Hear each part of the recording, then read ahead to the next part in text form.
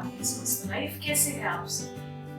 पिछले वीडियो में हमने सीखा था कि मूंगफली को किस तरह से ड्राई रोस्ट करें, और उस वीडियो को देखने के बाद बहुत से व्यूअर्स ने हमसे रिक्वेस्ट की थी कि मूंगफली की चटनी किस तरह से बनाई जाती है, उसकी रेसिपी हमारे साथ शेयर करें। तो आज हम बनाएंगे मूंगफली की ड्राई चटनी। चटनी कोई भी हो, जीभ पर स्वाद को बढ़ाने का काम करती है, और ये चटनी तो आप गेहूं की चपाती, बाजरे की रोटी, जवार की रोटी, नाचनी की रोटी या सिंपल दाल चावल के साथ भी खा सकते हो, या आप इसको खिचड़ी और घी के साथ भी खा सकते हो। सबसे बढ़िया बात तो ये है कि इस रेसिपी में सिर्फ और सिर्फ 6 सामग्री डालने पर ये रेसिपी रेडी हो जाती है, और ऐसी सामग्री जो आपके किचन में रेडीली अवेलेबल है।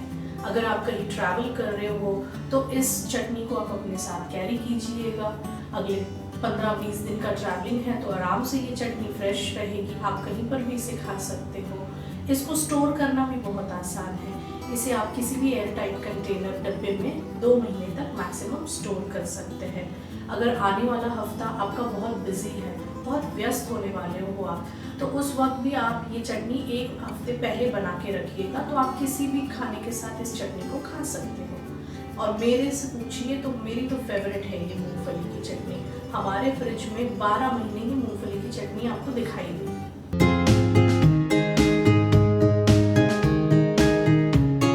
इस रेसिपी को बनाने के लिए हमें चाहिए 1 कप मूंगफली, कच्ची मूंगफली, 3 सूखी लाल मिर्च,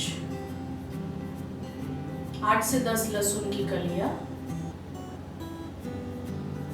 2 टीस्पून लाल मिर्च पाउडर, 1 टीस्पून जीरा,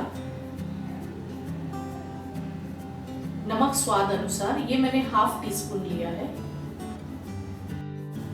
सबसे पहले हम गैस ऑन करेंगे और तवे को रख देंगे गरम होने के लिए थोड़ा। तवा गरम हो चुका है। अब हम मूंगफली को एक जैसी परत बनाकर तवे पर डाल देंगे।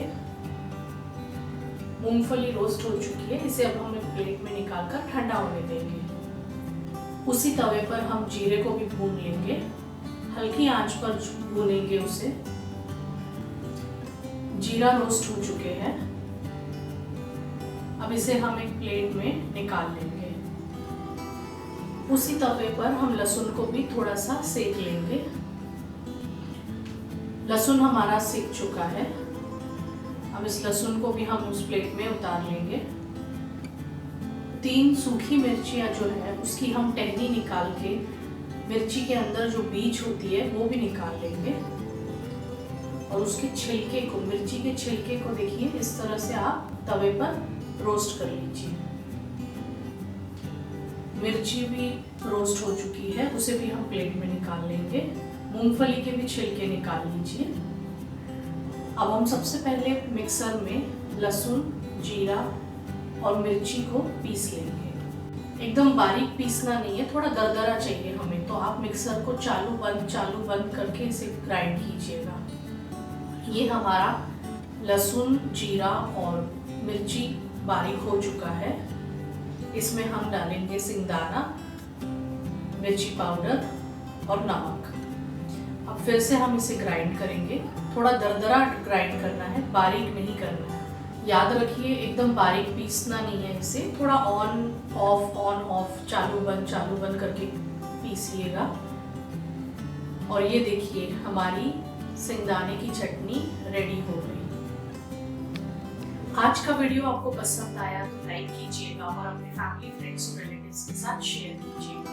मेरे चैनल माधुरी स्वस्थ लाइफ को सब्सक्राइब करने के लिए सब्सक्राइब बटन पर क्लिक कीजिए और बेल आइकन पर जरूर प्रेस कीजिएगा। बेल आइकन को प्रेस करके ऑल पे सेट कीजिएगा, ताकि मेरे आने वाले वीडियोस का नोटिफिकेशन सबसे पहले आप तक पहुंचे।